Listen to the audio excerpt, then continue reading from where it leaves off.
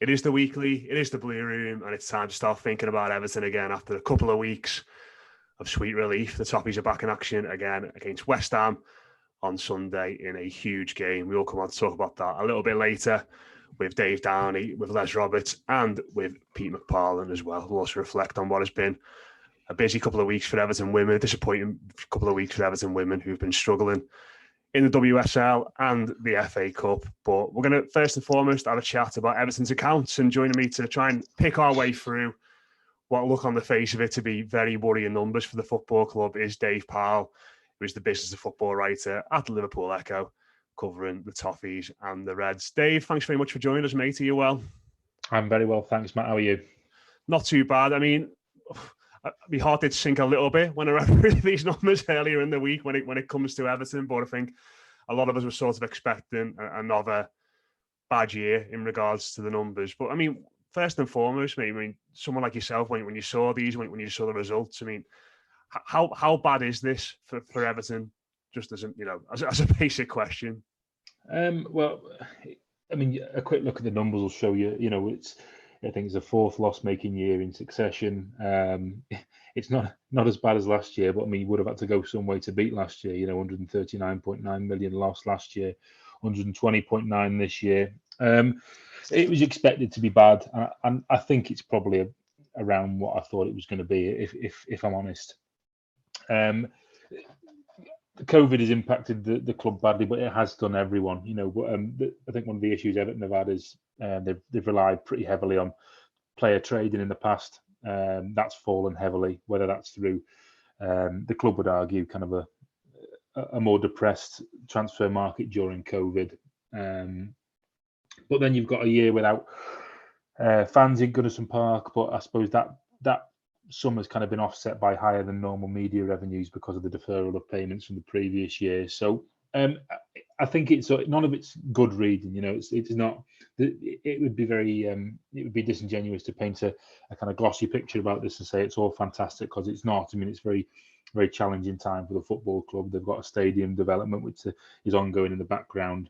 They have this threat of relegation that looms large.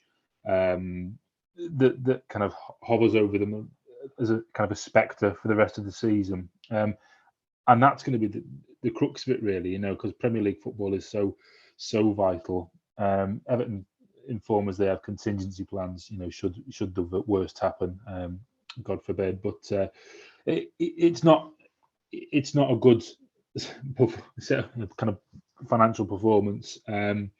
They would hope, but it also is. I mean, accounts are one of those things. They're like a Polaroid in time.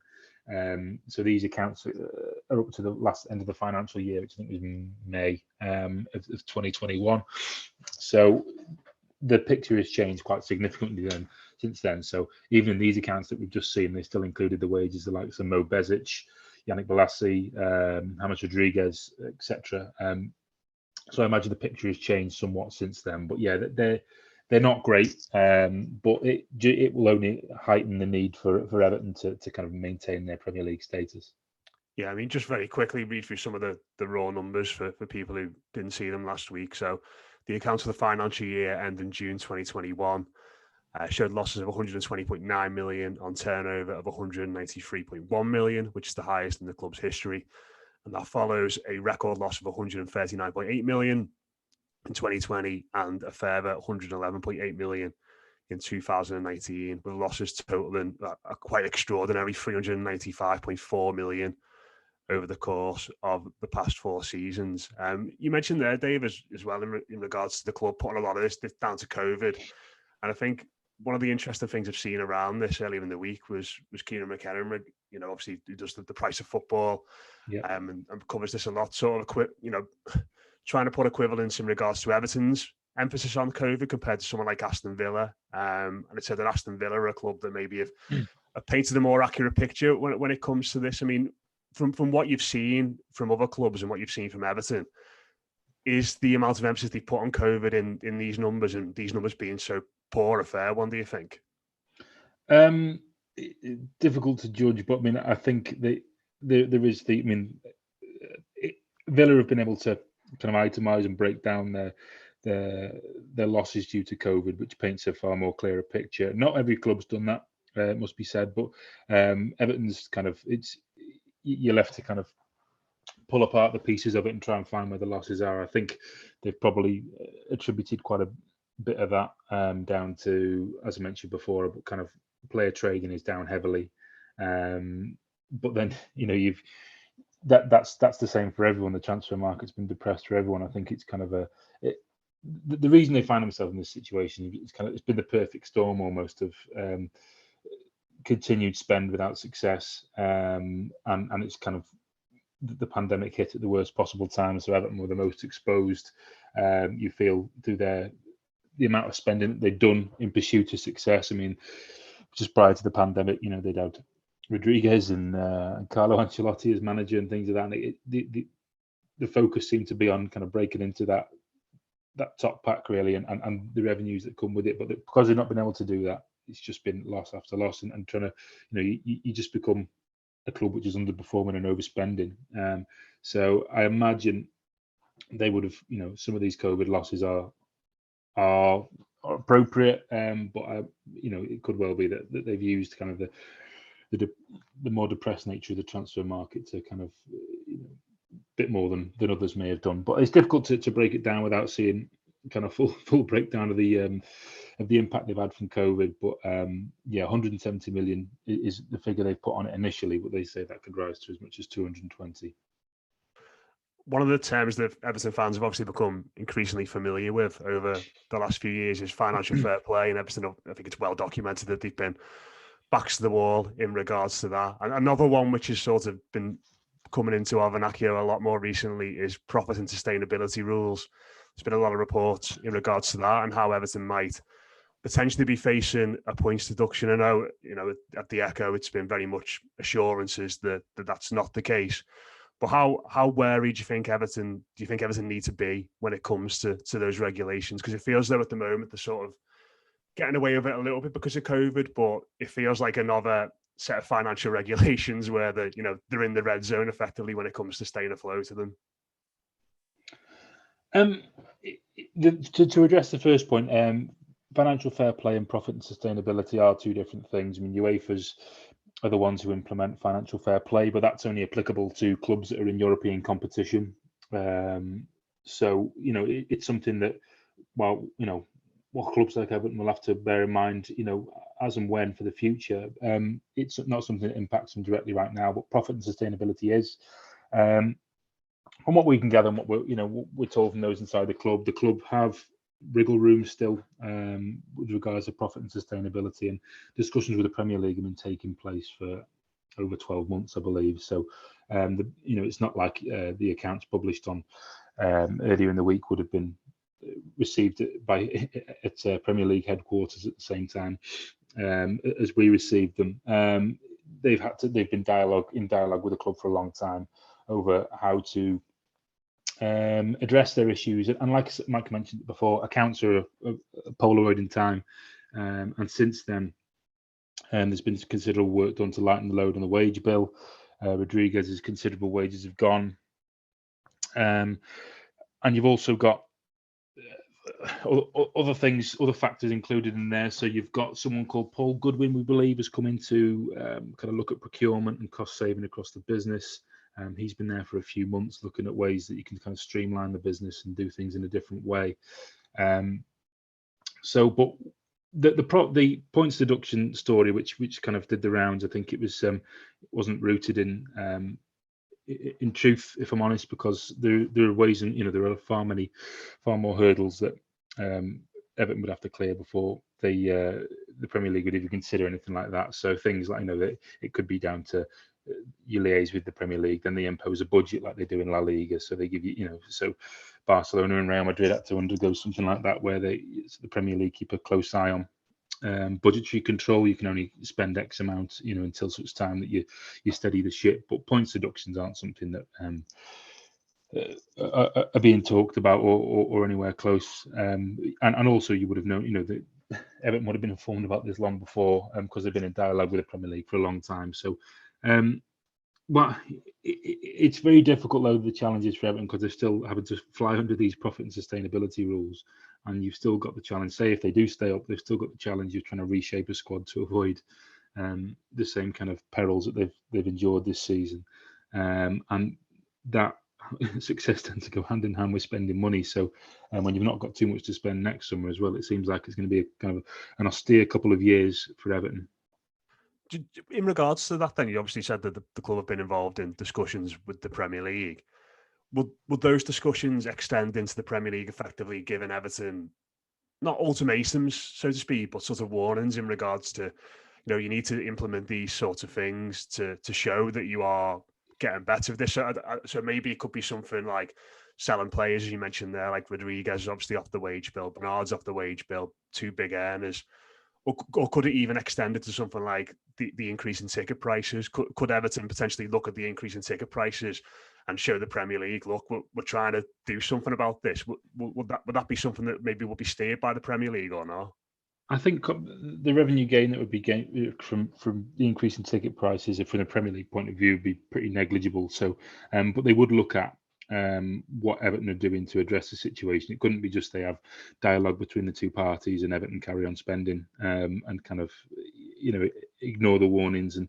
And it's a case of, I think you can already see that by last summer's business, the summer transfer window was markedly different. It was almost like a transfer window from 1993 or 1994. I mean, it's 1.5 million spent on Demarai Gray, and then the rest were free transfers. It's something. So they've been given directives in terms of, I think, to show that they are making inroads in doing that. And like I said, they got this Paul Goodwin who's coming from outside. I think he previous experience at things like Manchester Airport. He's come in to kind of streamline the business or look at cost saving measures around the business. So it's all these type of things which the club have had to go through to make sure that they are, they're appealing to the Premier League's better nature, and I think they are. But like I said at the top, I mean, it's remaining part of the Premier League is going to be such an important thing for them. Yeah, I mean, just before we come on to that to finish off, the man who's footing the bill effectively for all this is Farhad Moshiri. He made another 242 million available to the club in 2021. And from his point of view, Dave, just sort of look at it and think, why is he doing this? Why does he keep pumping money in? Or is it a case of he simply got to at this point because the expensive mistakes that he seems to keep making in regards to players acquisitions, in regards to manager decisions, it's ultimately him who's got to foot his own bill in a way, I suppose. Yeah, and let's have it right. I mean, this has not gone to plan, his tenure at Everton. This has been absolutely not what he envisaged. The spending at the start was due to was him trying to bridge that gap before Bramley Moore Dock, in effect. So you have to spend to kind of achieve success. And the idea was you spend that money to try and bridge that gap between yourselves and the Champions League. So if you get in the Champions League, that can be worth an extra 60, 70, 80 million pounds a year. And all of a sudden your business model changes. You attract better players, you pull in more revenues, you get bigger commercial deals. That just hasn't happened. And so that heavy spend over a few seasons. And you think about looking at some of the players, they've had Ancelotti come in as manager. Even, they signed Richarlison, the Moise Kean deal. He was one of the most kind of hotly touted players across Europe when Everton signed him. So they were obviously trying to go after something bigger in advance of Bramley Moore Dock, because the idea being you want a winning team there, ideally with European football, to really sell the whole experience and the club. But that's not happened. And while he may well have seen trouble down the tracks in recent months with Russia and Ukraine, I don't think it was on his agenda last year. And obviously his wealth was tied up with, he has interest in USM, he has other business interests as well, but obviously his links with Alisher Usmanov, I mean, they've severed ties now, and I understand that suspension of USM deals, that's permanent really. I don't think that's going to, there's going to be no row back on that. But it's a case of Moshiri now having to, I think, he'll understand that the options for, he doesn't want to saddle the club with debt because he also wouldn't get particularly favourable interest rates at the moment because of the risk of relegation at the club and the state it's in. So he's having to kind of foot the bill. How long he'll continue to do that and he'll be happy to do that, I don't know. Only he really knows that, I think. But certainly this isn't what he envisaged, having to kind of do this and the club be facing this kind of predicament at this stage. So I think it's caught him on the hop over the past couple of years, and it's something which is going to be an interesting dynamic moving forward. And finally, mate, you've sort of touched upon it a couple of times, but looking at these numbers, looking at the suspension of major sponsors, the prospect of relegation, I suppose, doesn't really bear thinking about, does it, for Everton? It feels, at the moment, like from a fiscal point of view, the club's on life support, and relegation might be like pulling the plug on that a little bit. Yeah, so you look at the clubs beneath them, particularly Norwich. Norwich gear themselves up when they come up to go back down almost. There's a limited spend. Wages are kept within a fairly kind of rigid structure. So they go down, parachute payment comes in, and then they're able to kind of add a couple of players around the edges and come back up.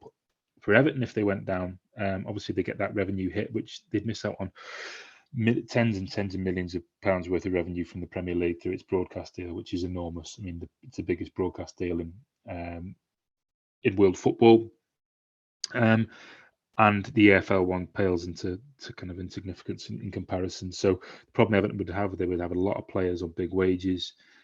I imagine a lot of them not having relegation clauses because it wasn't really a consideration for a club of Everton's stature when some of these deals were signed. And well, they'll be able to get players off the wage bill. It's you run the risk of being able to shift some, and it becomes a real millstone around a club's neck. And then you've got Bramley-Moore Dock in the background as well. So they've still financing for the rest of the stadium still needs to be sorted. While I believe there's some kind of options on the table for that. The problem Everton have at the moment is it causes a risk for investment banks and finance houses who look at Everton and think, well, the threat of relegation means your interest rates are going to be higher, which ergo raises the price of the stadium build and the loan repayments. So it's a difficult one, and obviously if they go down, those repayments become harder to make because the revenues are smaller. So it's it wouldn't be, we're not talking end game here for Everton or anything, but it would mean they're not a club which has geared itself up for Championship football at any stage. I mean, why would there have been a Premier League side since its inception? But the issue is that they would be less well equipped to kind of deal with that impact than others. So you've seen, and you have to look. History tells us that when big clubs who weren't particularly expecting it fall to the trapdoor. So you look at the likes of Leeds, Sunderland. Well, Sunderland yo-yoed for a bit, but Leeds certainly it becomes very difficult to get back unless you have kind of got contingency plans in place and a sound financial structure.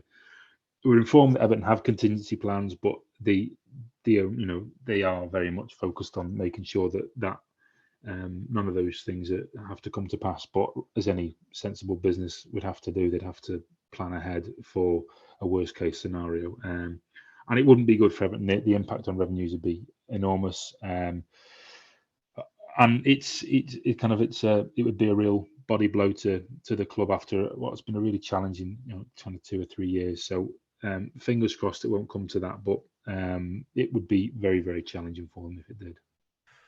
Yeah, it doesn't sound particularly good from that perspective, but fingers crossed they can stay up and start implementing some good changes on and off the pitch going forward. But Dave, appreciate your time as ever, mate. Thanks very much for coming on. Fascinating listening, and hopefully we can chat again next year when the accounts are looking a little bit rosier. Thanks for having me, Matt, and fingers crossed we'll be talking about Premier League accounts again. So that's the plan.